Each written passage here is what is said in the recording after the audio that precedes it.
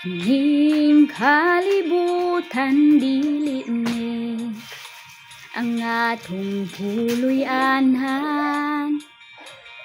Hay ako usa halumalabay lamang. Ang atong puloy-anan tua sa langit, sa atong Dios giandam. Isuon unsa imong gikawilihan dinhi sa yuta nga puno sa kasalanan, puno sa kagubot o kapakyasan.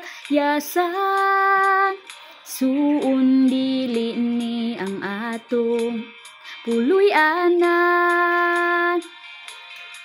Adto ta sa langit nga arang tangpuy-an, diin wala na'y kasakit nga atong matagamtam.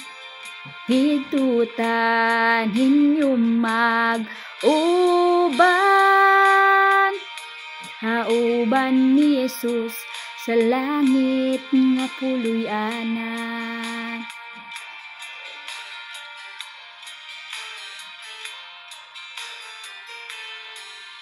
Kung ikaw nahigugma dinhi sa halibutan,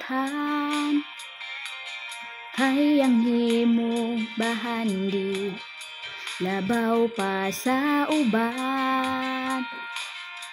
Suon sultihan ko ikaw, biyai ang tanan, igum tagbahandi ito sa langit nga puloy-anan.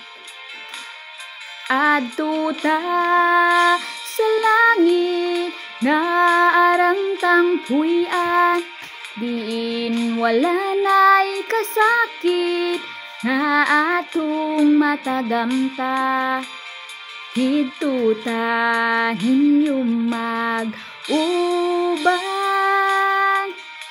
hauban ni Jesus sa langit nga puloy-anan.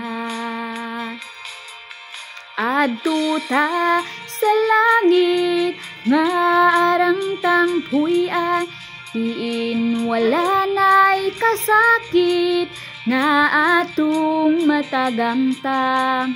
Higdutan ninyo mag-uban,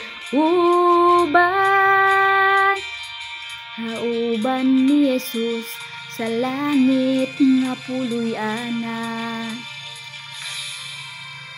Hauban ni Jesus sa langit nga puloy-anan.